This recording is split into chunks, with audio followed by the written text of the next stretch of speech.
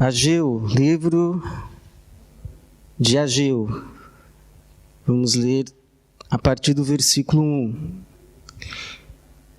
que diz assim: No segundo ano do rei Dario, no primeiro dia do sexto mês, a palavra do Senhor veio a Zorobabel, governador de Judá, filho de Sealtiel, e a Josué, sumo sacerdote, filho de Josadaque, por intermédio do profeta Ageu.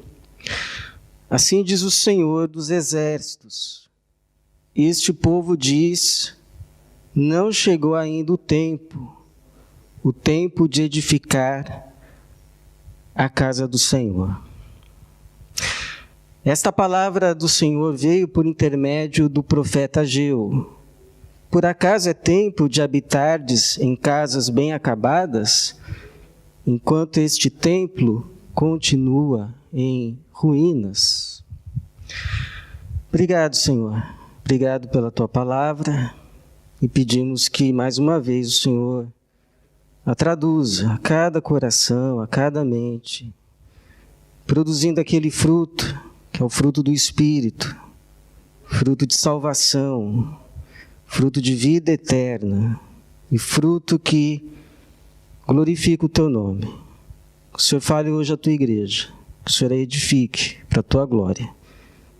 Em nome de Jesus. Amém. Amém. O que Deus tem pedido para você fazer e você não está fazendo? O que Deus tem te pedido para fazer? Porque, como disse já um pastor, tem gente que fica dizendo, estou aí orando para saber o que Deus quer, quando na verdade deveria orar para ter coragem de fazer aquilo que já sabe que Deus quer. O problema, irmãos, é que nem sempre a gente quer fazer aquilo que a gente sabe precisa fazer. A gente sempre tem uma boa desculpa. Aliás, uma excelente desculpa para não fazer aquilo que sabemos é necessário fazer. Lá no fundo sabemos. E é exatamente essa a temática do livro de Ageu. Esse profeta que é um profeta pós-exílico. Até agora, os profetas que nós estudamos são profetas que pregaram antes do exílio. Pregavam uma mensagem de arrependimento ao povo para que o exílio não viesse. Mas eles foram rejeitados, alguns insultados, outros sofreram fisicamente, inclusive, não ouviram os profetas. Porque nem sempre se quer fazer aquilo que Deus nos chama a fazer. Então, chega o exílio.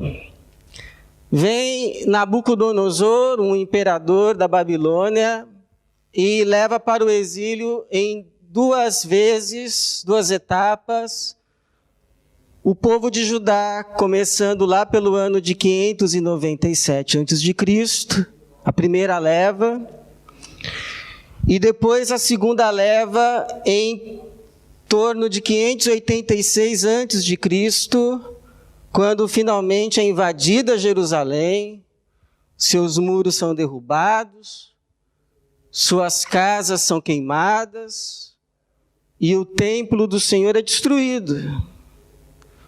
O povo que dizia, esse templo é símbolo da presença do Senhor aqui no nosso meio, nunca nada nos acontecerá assim, desde que continue se ouvindo a palavra, se submetendo a ela.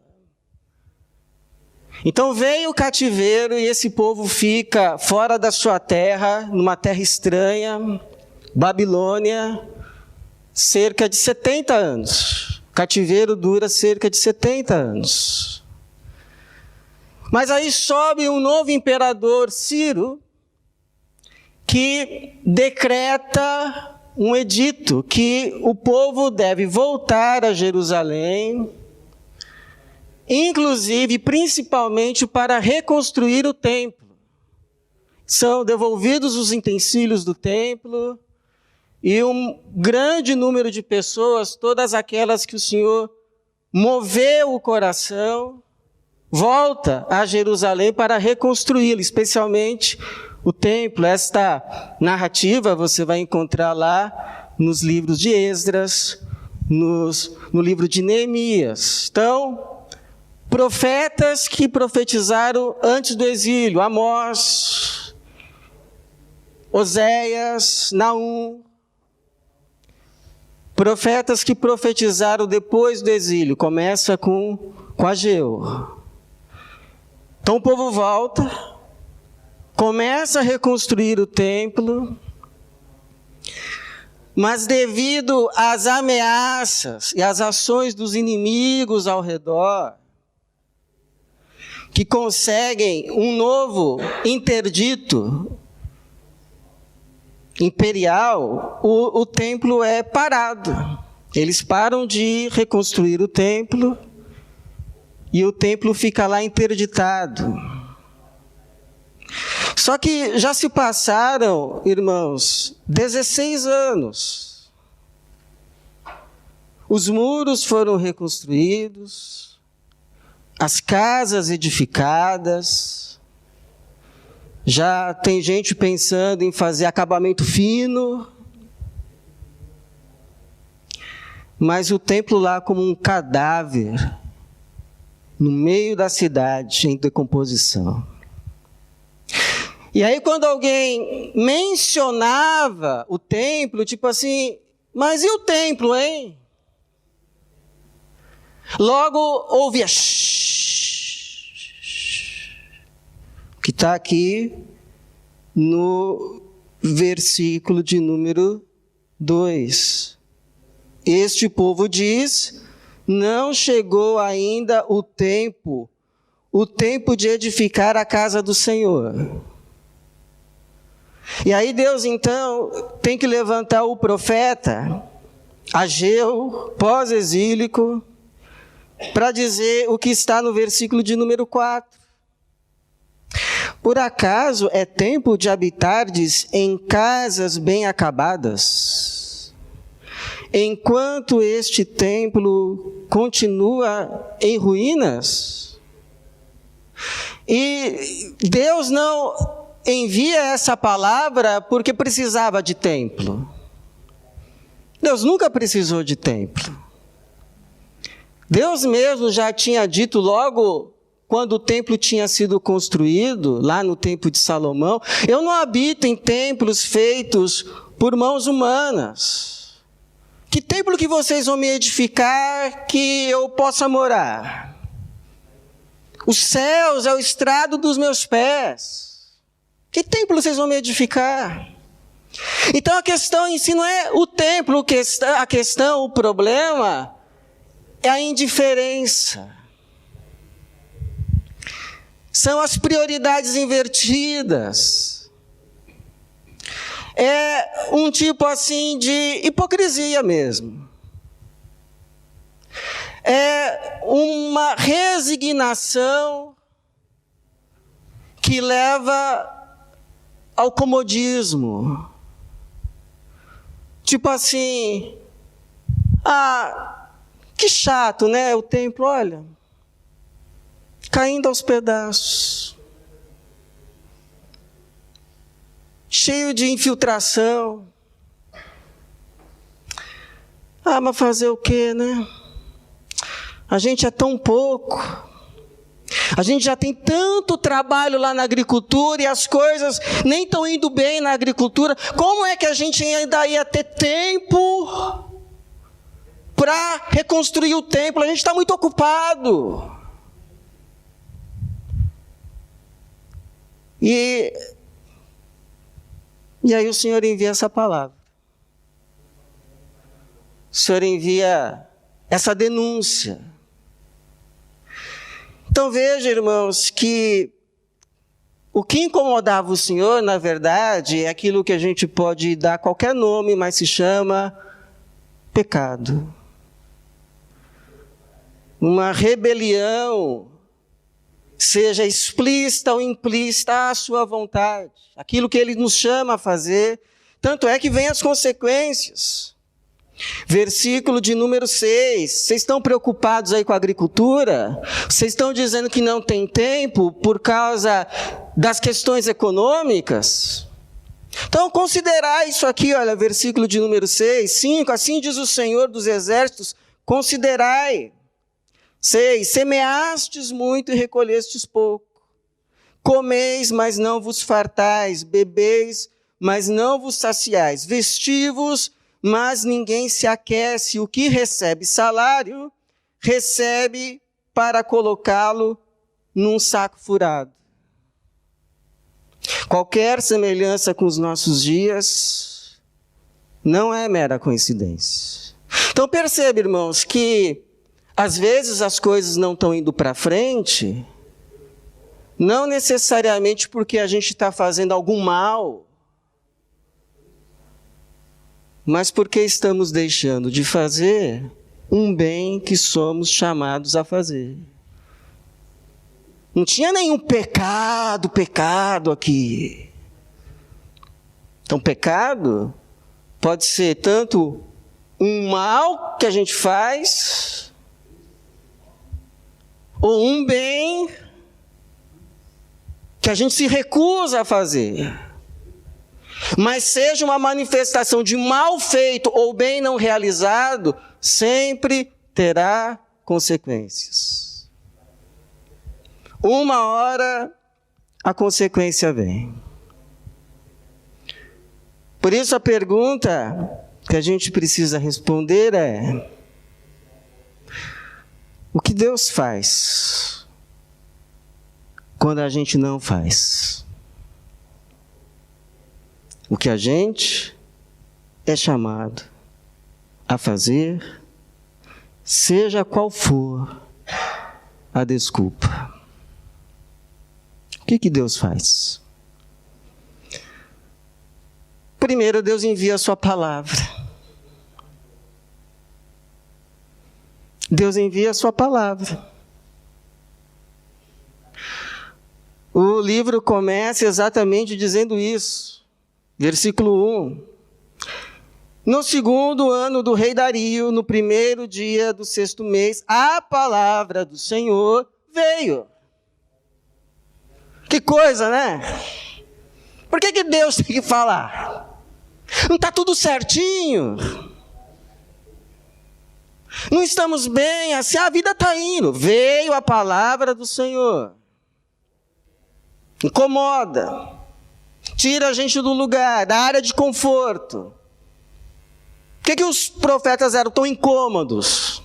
Veio a palavra do Senhor a Zorobabel, governador de Judá, filho de Zeatiel, e a Josué, sumo sacerdote, filho de Josadaque, por intermédio do profeta Ageu. Mas o que é interessante, irmãos, é assim: o problema estava lá. Tipo assim, precisava de Deus ter levantado um profeta? O problema estava lá na cara de todo mundo. A causa também. Mas sabe o que é incrível? Ninguém via. Ninguém enxergava. Ou não queria enxergar também, né? Então precisa de Deus levantar um profeta para o povo enxergar e se enxergar. Parece que tem uma hora que Deus tem que levantar alguém para nos dizer: desperta tu que dormes, e Cristo te levantará. E Cristo te iluminará. Então parece assim que tem momentos, irmãos, que o pecado, queira a gente reconhecer ou não, causa uma dormência, uma sonolência, uma cegueira. E Deus precisa vir com a sua palavra como espada cortante, como luz, como espelho, porque senão a gente não enxerga, e pior, não se enxerga. Lembra de Davi? Acontece tudo o que aconteceu lá com Urias, Batseba, e ele fica lá no palácio, como se não tivesse acontecido nada. Manda uma carta, olha, teu servo Urias morreu. Diga a Joabe, olha, a espada não escolhe quem devora. Hoje devora um, amanhã devora outro. Encoraja ele, que ele conquiste a cidade. Quer dizer, o sujeito é um apagão geral.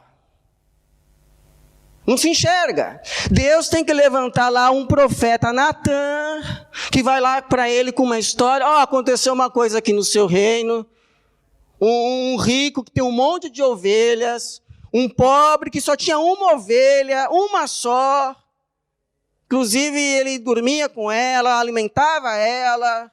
Era a vida dele a ovelha, só que aí esse rico recebeu uma visita, em vez de pegar uma das ovelhas dele para oferecer para o jantar, não, foi lá e roubou a ovelhinha do pobre. Aí o Davi fica irado, né? Fica indignado. Esse homem tem que morrer. E mais, tem que pagar 4 vezes o que roubou. Aí o profeta tem que virar e falar, pois é, esse homem é você. Tu é esse homem. Aí ele finalmente se enxerga. Eu? É, você. E aí depois de ouvir todas as consequências que virão, aí diz, pequei. Pequei contra o Senhor. Mas precisava.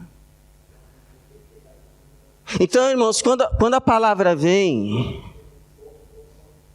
e vem como espelho, de duas uma, ou a gente reconhece o pecado, e aí recebe então o perdão, embora não isento das consequências, ou acontece igual o Tiago diz, que a gente é como um homem que se olha no espelho, vê, mas depois sai, como se nada tivesse visto. Então a pergunta é, o que Deus tem falado para você? Com você? E o mais importante de tudo, sobre você. Sobre você.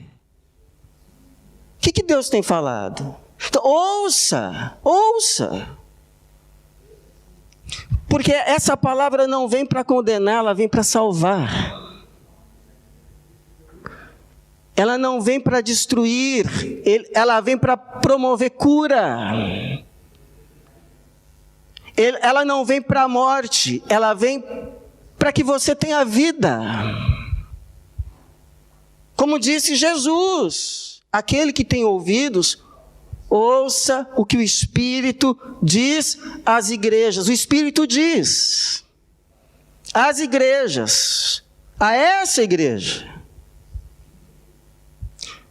O que ele está dizendo? Para você, com você, sobre você. Por quê? Porque o segundo passo, a segunda coisa que Deus faz quando a gente não faz, é nos conduzir ao arrependimento. Até o arrependimento é algo que Deus dá. É uma bênção, é uma dádiva. Deus que nos conduz ao verdadeiro arrependimento.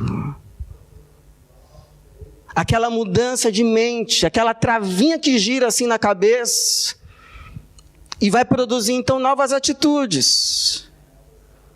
Porque tem uma diferença entre meia-culpa, remorso e arrependimento verdadeiro. Meia-culpa é o politicamente correto.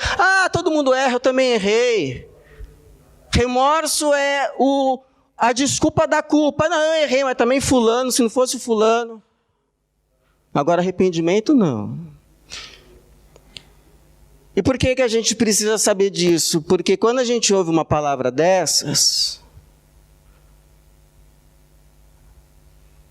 Porque assim, quando a coisa está indo bem, a gente reparte os dividendos, né?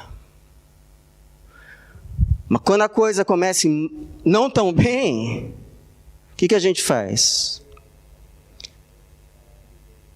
Em casa, no serviço, igreja, a gente começa a procurar um culpado. A gente começa a procurar a causa em alguém. Afinal de contas, tem que ter um culpado. E é claro que há circunstâncias, há situações que tem mesmo. Tem mesmo.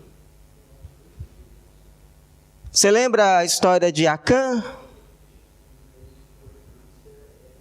O povo de Israel perde uma batalha para uma cidade minúscula. Tinha vencido Jericó com seus muros fortificados.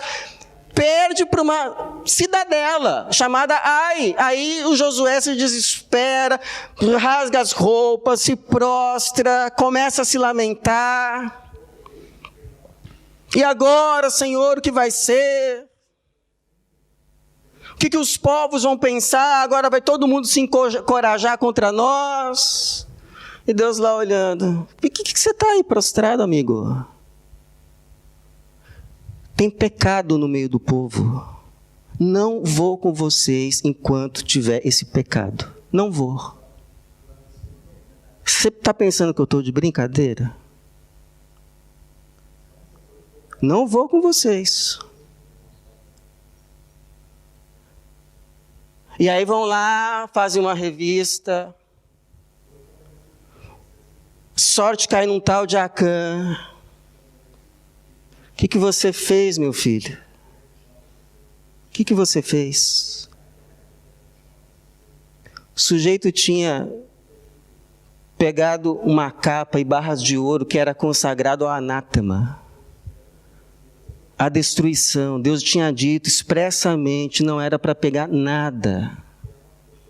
O sujeito pega, enterra, achando que ninguém ia saber, e achando que não ia fazer mal para ninguém, mas fez mal para todo mundo, principalmente para ele, e a sua casa inteira. Depois você vai lá e vê a história como acabou.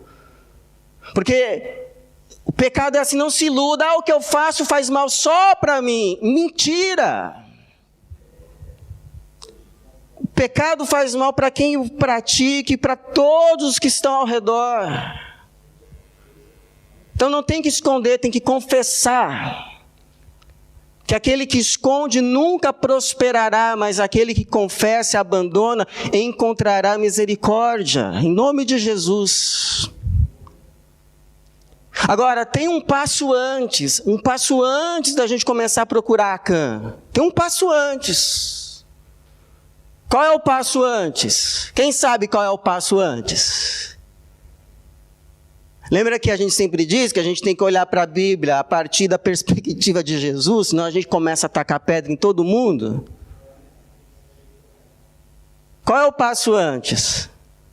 Então eu vou ler para você qual é o passo antes. Mateus 7, 7 e 5.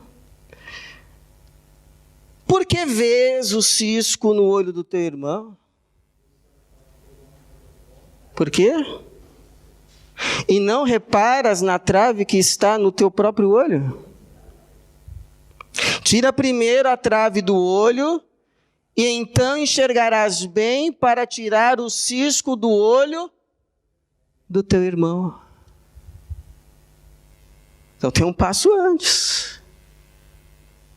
Porque se alguém aqui no livro de Ageu fosse perguntar, então quer dizer que está tendo seca, a gente está ganhando um salário para colocar em saco furado, aí entra num círculo vicioso, porque aí a gente trabalha muito, mas as coisas não vão para frente, aí a gente acha que tem que trabalhar ainda mais, aí tem menos ainda tempo para pensar em qualquer outra coisa, e fica alienado das coisas de Deus.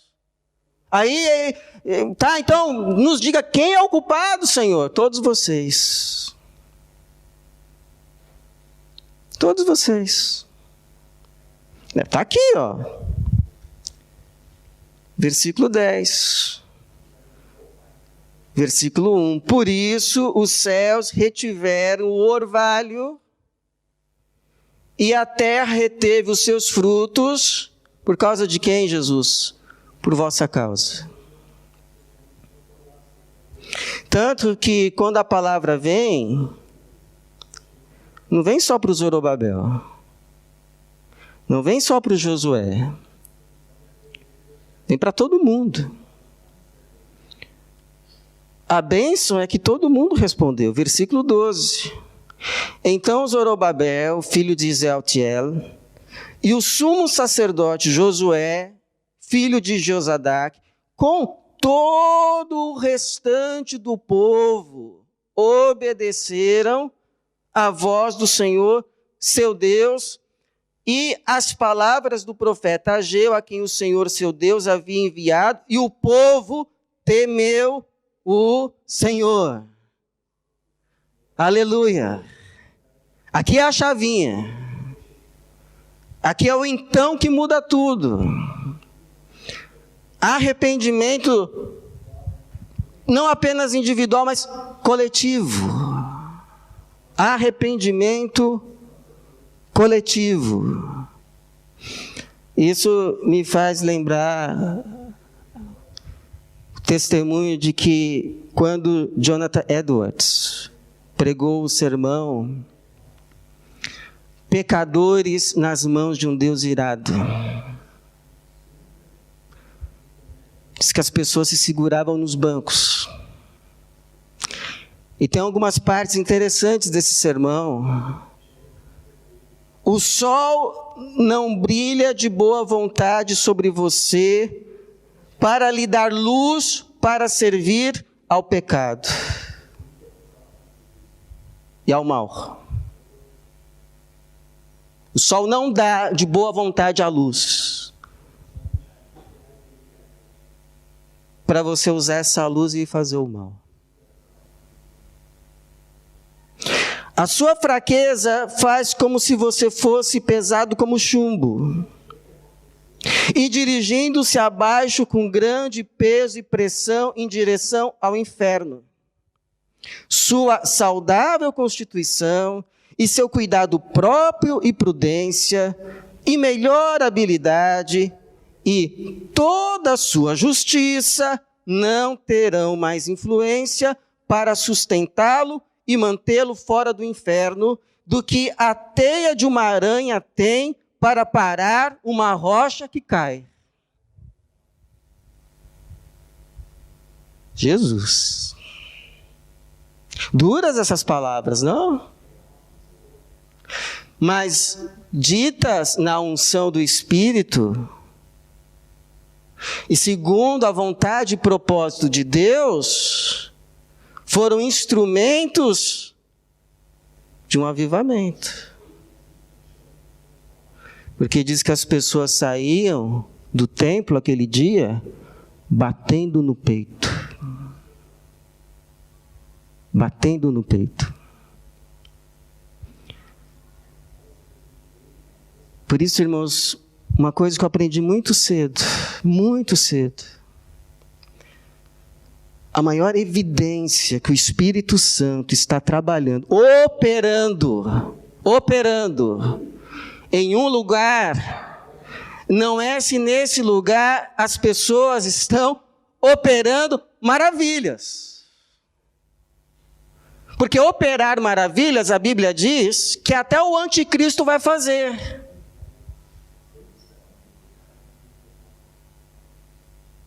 E por isso enganará a muitos. A maior evidência que o Espírito Santo está operando em um lugar é se está havendo operação de arrependimento, convicção de pecados, o pecado e mudança de vida. Mudança de vida. Concreta. Está aqui a prova da mudança. Está aqui a prova. Porque isso sim a Bíblia diz. Que é o Espírito que convence do pecado, da justiça e do juízo. Aquele que tem ouvidos, ouça o que o Espírito diz às igrejas. É séria a coisa. Mas é palavra que vem para desatar os laços de engano do inferno. Agora, quando a gente responde, porque esse povo respondeu. Esse povo respondeu. Quando a gente responde, então Deus faz uma terceira coisa. Ele nos promete aquela bênção sem a qual nada acontece. Ele nos promete na vida a presença dele. Eu vou estar a partir de hoje. Eu vou estar com você. Porque, irmão, você lembra aquela passagem que os discípulos estão lá, navegando no barquinho, e já está a terceira, a quarta vigília da noite, eles remando, e a coisa não vai. Não é porque não estão trabalhando, mas a coisa não vai. E Jesus olhando eles lá de cima. E aí, na última vigília da noite, Jesus vai andando sobre as águas. E quando Jesus entra no barco, o que acontece? O texto diz, logo, eles passam a noite inteira remando, a coisa não vai, o vento era contrário. Mas quando Jesus entra no barco, logo, rápido, chega à praia. Por quê? Porque sem Deus no barco, o barco não vai. Não vai. Pode fazer o que for, a maior habilidade, experiência, esforço próprio, o barquinho não vai.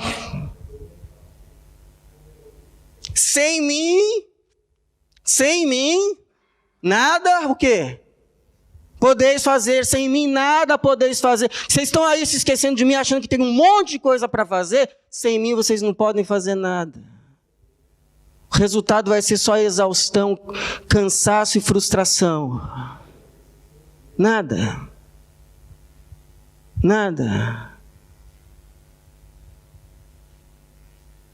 E é aqui a mensagem. Porque o povo responde, coitado, o Zorobabel, o Josué, o povo todo, vão lá pegar madeira, porque o profeta fala, o Senhor, vão lá, peguem madeira. Tragam para construir essa obra, eu serei glorificado por meio dela, e eles vão. Só que quando eles lançam lá os alicerces do templo, enfim, tem toda uma discussão desses alicerces de templo, mas não cabe aqui. Quando eles fazem a coisa, tem gente que começa a chorar de alegria, dá brado de júbilo, e tem outros que olham e choram de tristeza. Porque se lembram, mas como era antes o templo de Salomão. Isso aí aqui, ó, agora está parecendo mais uma capelinha. Aí você imagina o desânimo que vem, né? Aí é nesse contexto que Deus de novo vai lá e manda o Ageu com a sua palavra. Versículo 3 do capítulo 2. Dentre vós, os sobreviventes, quem viu este templo na sua primeira glória? E agora, como vem? não é como se nada fosse aos vossos olhos? Esforça-te, Zorobabel, diz o Senhor. Esforça-te, sumo sacerdote Josué, filho de Josadaque. Esforça-te todo o povo da terra, diz o Senhor, e trabalhai. Trabalhai. Porque eu estou convosco, diz o Senhor. Sabe por que o trabalho não vai ser em vão? Sabe por que eu estou dizendo trabalhai? Porque eu estou convosco. Eu, Senhor dos exércitos, eu estou com vocês. Eu me agrado agora de vocês. Eu estou com vocês. E diz mais, versículo de número 9. A glória deste novo templo será maior que a do primeiro, diz o Senhor dos exércitos, e estabelecerei a paz neste lugar. Aí tem toda uma discussão, porque esse segundo templo vai ser mais glorioso do que foi o primeiro. Alguns dizem assim, porque diz assim que as nações trarão as suas riquezas. E pode ter sido, e aí Deus vai falar aqui, porque a prata e o ouro são meus, então eu vou dizer para as nações trazerem o que é meu para este lugar, e esse templo vai ser glorioso. E aí alguns vão dizer que isso acontece no Império Romano, quando Herodes usa, claro, as riquezas que o Império Romano pega das nações, talvez como instrumento, né, para esse propósito, enfim. E de fato Herodes, a partir desse templo pequeno, amplia de forma que se torna uma das maravilhas do tempo antigo. Tanto é que quando os discípulos vêm, lembra? Fala assim para Jesus, olha Senhor, essas pedras, essas edificações. Pode ser. Mas pode ser também, outros vão dizer, que a glória desse segundo templo vai ser maior, porque Jesus pôs os pés lá. Porque Jesus o visitou. Jesus ali pregou. Jesus ali curou. Jesus ali manifestou a glória do Pai.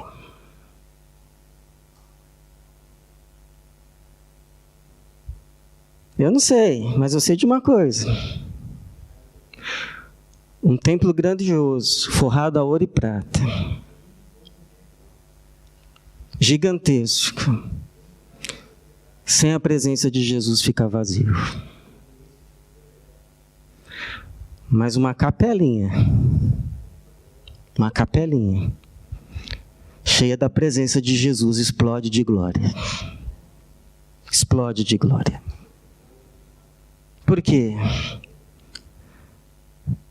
Porque é a presença de Jesus. É a presença de Jesus que enche qualquer lugar da glória de Deus. Não é o lugar, não é o que se faz ali, é a presença de Jesus. Jesus, o Emanuel, Deus conosco. Por quê? Porque Jesus não é uma bênção, ainda que a maior. Não. Jesus não é uma bênção, Jesus é a bênção. Onde estão todas as outras? Onde Deus depositou todas as suas riquezas? Jesus é o nome. É em Jesus que está a paz. É em Jesus que está a verdade. É em Jesus que está a sabedoria. É em Jesus que está a ciência. É em Jesus que está a salvação. É em Jesus que está a vida eterna. É em Jesus em que Deus fez habitar toda a plenitude divina. Por isso, quem está em Jesus não está abençoado com uma, duas ou muitas bênçãos, mas está abençoado com todas as bênçãos de Deus. Todas. Se você está em Jesus, você está abençoado com todas as bênçãos do céu. E Jesus não é meio para as coisas. mas é alvo e centro de todas elas. De modo que quando ele de fato está no centro, todas essas outras coisas são abençoadas, porque as coisas estão no lugar certo. É como o sol que precisa estar no centro, senão não tem vida na terra. Se a terra quiser pegar o lugar do sol, há destruição. Então, igual eu já contei aqui uma vez, testemunho real. Uma mocinha, um dia, me contou isso, que ela estava assim, perguntando-se, por que Deus tem que ser o centro da minha vida? Por quê? E ela olhou assim para o teto e viu que a lâmpada do quarto estava acima de tudo e no centro. E, assim como essa lâmpada tem que estar acima de tudo e no centro, para tudo ficar iluminado, no meu quarto, Jesus precisa estar acima de tudo e no centro, para toda a minha vida ser abençoada. Toda a minha vida ser abençoada. Verdade. Então, em nome de Jesus, não se iluda. Não se iluda. Não se deixe enganar. Que uma casa, uma igreja, uma vida, a tua vida, que ela precisa, não é de mais coisas. Que ela precisa, de fato, é da presença de Jesus.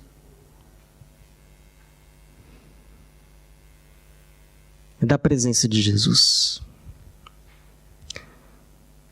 Você sabe que hoje é o dia do trabalho, né?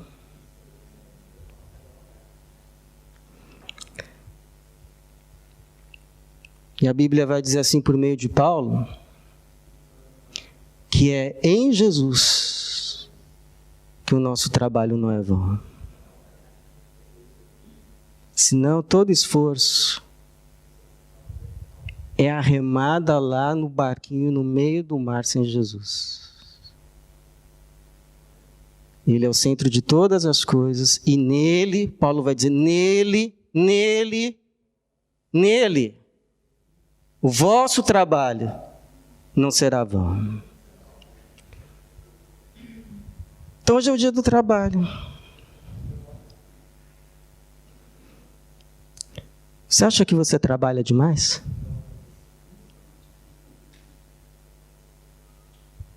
Sabe o que o Lutero disse? Lutero disse assim: assim como as aves foram feitas para voar, os peixes para nadar, o homem, entre aspas, ser humano, para trabalhar. Para trabalhar. E para Lutero, trabalhar era vocação divina. Todo trabalho, serviço a Deus. Todo trabalho, digno, claro, serviço a Deus. Então, irmãos, vamos trabalhar. Vamos servir. Vamos fazer aquilo que Deus nos chama a fazer, sem desculpas. E que cada um de nós, e todos nós, a gente venha ouvir isso que o Senhor disse para todo o povo, encerrando o versículo 19. De hoje em diante, eu vos abençoarei. De hoje em diante, eu vos abençoarei. Que assim seja. E que Deus nos abençoe. Amém. Amém.